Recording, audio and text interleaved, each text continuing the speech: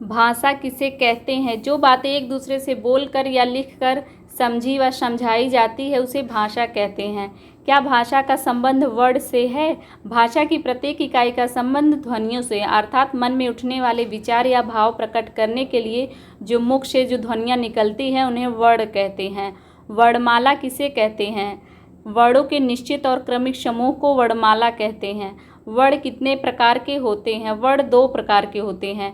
पहला है स्वर, दूसरा है व्यंजन। स्वर किसे कहते हैं? जिन वर्णों का उच्चारण करते समय जब हमारे मुख से निकलने वाली वायु के मार्ग में कोई रुकावट नहीं होती है उन्हें स्वर कहते हैं। हिंदी में 11 स्वर होते हैं। व्यंजन किसे कहते हैं? जिन वर्णों के उच्चारण में मुख से निकलने वाली वायु को मार्ग में विभिन्न अंगों के टकराने के कारण जो रुकावट आती है उन्हें व्यंजन कहते हैं। ये स्वरों की सहायता से उच्चारित होते हैं, व्यंजन कहलाते हैं। शब्द किसे कहते हैं? वर्णों के सार्थक और सही क्रम को शब्द कहते हैं। समान अर्थ प्रकट करने वाले शब्द क्या कहलाते हैं? इन्हें पर्यायवाची शब्द या समानार्थी शब्द कहते हैं। अग्नि, जल तथा वायु के 3-3 पर्यायवाची शब्द लिखिए। अग्नि पावक, अनल, ज्वाला। वायु का होगा समीर, अनिल, पवन। जल है नीर, अम्बु, सलील। विपरीत अर्थ बताने वाले शब्दों को क्या कहते हैं? विलोम या विपरार्थी शब्द कहते हैं। उत्थान, दीर्घ तथा दिन का विलोम शब्द लिखिए। उत्थान का होगा पतन, दीर्घ का होगा लघु, दिन का रात। संधि किसे कहते हैं? 2 शब्दों के मिलने पर पहले शब्द के अंतिम वर्ण और दूसरे शब्द के पहले वर्ण के मेल से जो विचार उत्पन्न होता है उसे संधि कहते हैं। संज्ञा के कितने भेद हैं? संज्ञा के भेद जातिवाचक, व्यक्तिवाचक, भाववाचक, समूहवाचक तथा पदार्थवाचक। राम, श्याम कौन सी संज्ञा है? व्यक्तिवाचक संज्ञा है। क्रोध, खट्टा कौन सी संज्ञा है? भाववाचक। सर्वनाम के भेद बताइए। सर्वनाम के 6 भेद होते हैं। पुरुषवाचक, निश्चयवाचक, अनिश्चयवाचक, संबंधवाचक, प्रश्नवाचक, निजवाचक।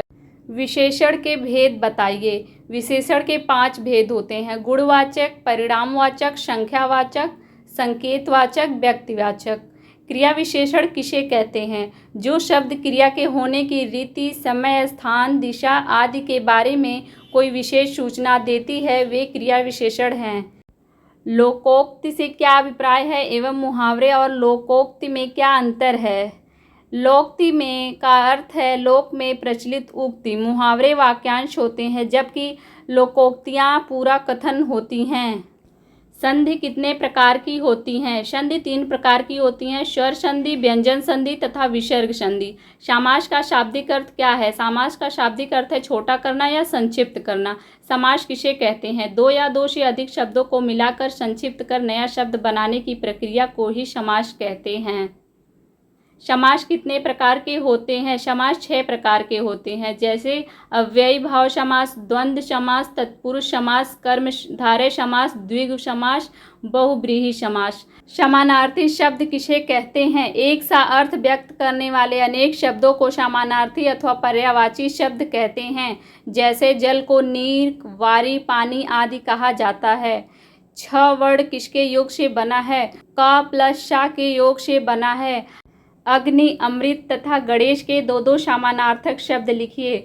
अग्नि का है अनल, पावक। अमृत, पीयूष, सुधा। गणेश का होगा लंबोदर, गणपति। अक्षर समूह का दूसरा नाम बताइए। अक्षर समूह का दूसरा नाम है वर्णमाला। श, श, श, ह किस प्रकार के व्यंजन हैं?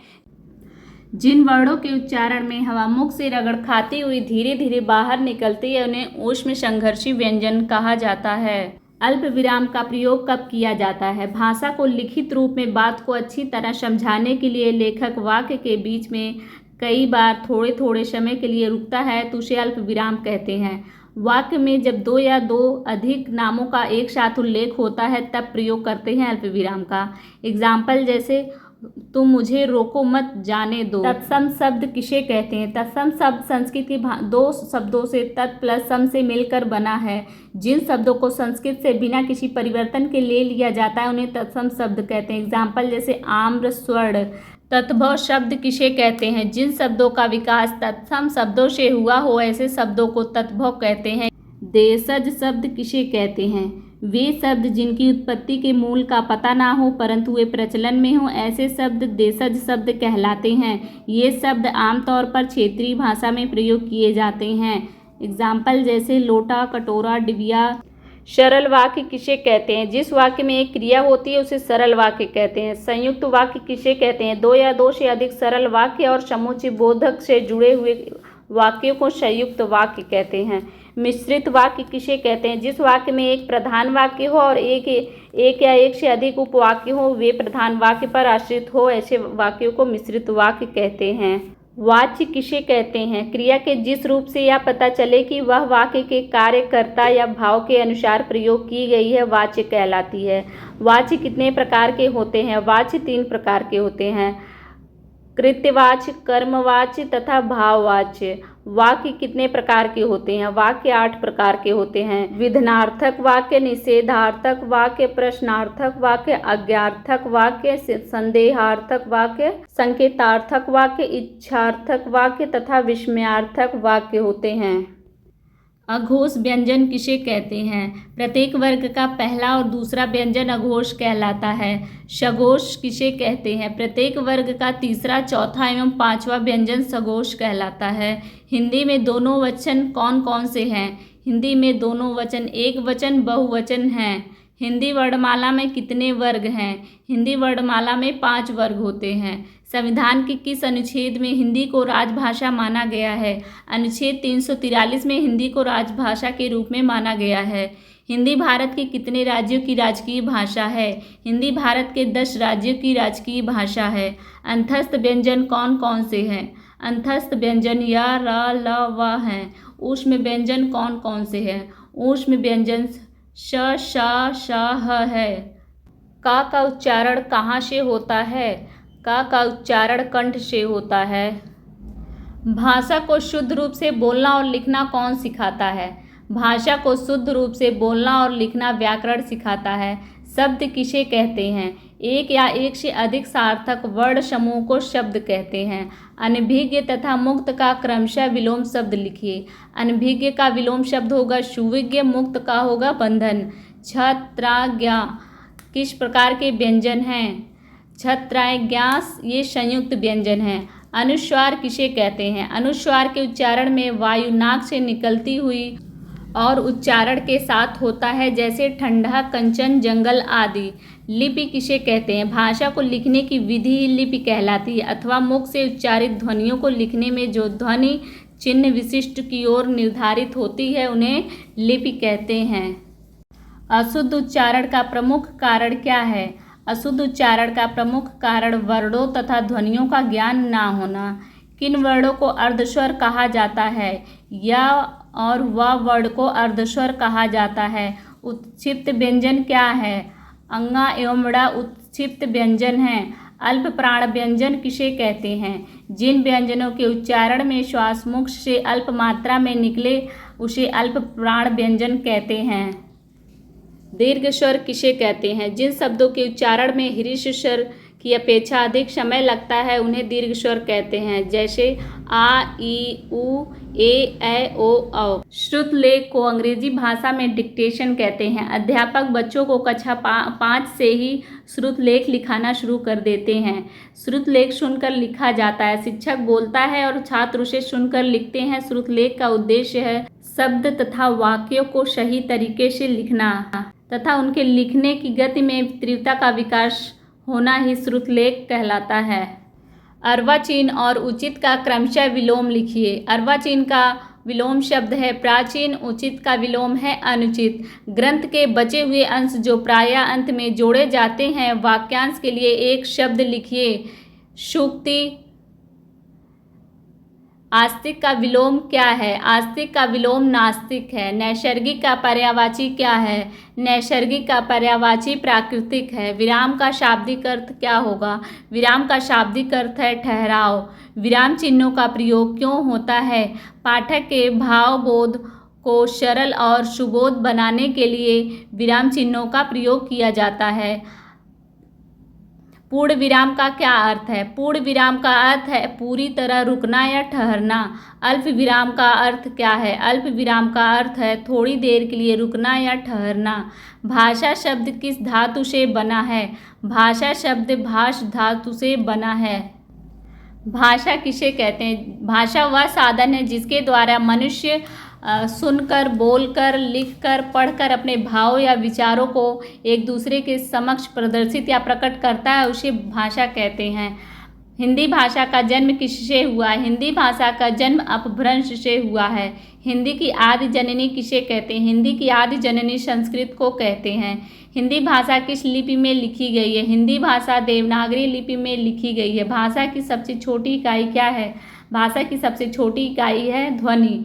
वर्ण किसे कहते हैं? वर्ण उस मूल ध्वनि को कहते हैं जिसका खंड ना हो, जिसको अलग ना किया जा सके, उसे वर्ण कहते हैं। हिंदी वर्णमाला में मूलतः वर्णों की संख्या कितनी है? हिंदी वर्णमाला में मूलतः वर्णों की संख्या 52 है। वर्णमाला किसे कहते हैं? वर्णों के व्यवस्थित समूह को वर्णमाला कहते हैं। ह्रस्व स्वर किसे कहते हैं? जिसके उच्चारण में कम समय लगता है उसे ह्रस्व स्वर कहते हैं, जैसे आ, ई, उ, री। किसी भाषा की सर्वप्रधान महत्वपूर्ण इकाई क्या होती है? किसी भाषा की सर्वप्रधान महत्वपूर्ण इकाई वाक्य होती है। वाक्य किसे कहते हैं? मनुष्य के विचारों को पूर्णतया मौखिक या लिखित रूप में प्रकट करने वाले समूह को वाक्य कहते हैं। देवनागरी लिपि की प्रमुख विशेषता बताइए। यह लिपि स्पष्ट तथा सुंदर है। हमारे देश का मूल साहित्य और संस्कृति इसी लिपि में सुरक्षित है। देवनागरी लिपि की प्रमुख विशेषता बताइए। यह लिपि स्पष्ट तथा सुंदर है। हमारे देश का मूल साहित्य और संस्कृति इसी लिपि में सुरक्षित है। देवनागरी लिपि का महत्व बताइए। देवनागरी लिपि आज संसार की सर्वाधिक वैज्ञानिक लिपि मानी जाती है। इसमें संसार की लगभग सभी भाषाओं की ध्वनियों को उच्चारित कर सकने की शक्ति और क्षमता है। देवनागरी लिपि की कोई 2 न्यूनताएं बताइए। पहला है, इस लिपि में अक्षरों की बनावट थोड़ी जटिल है।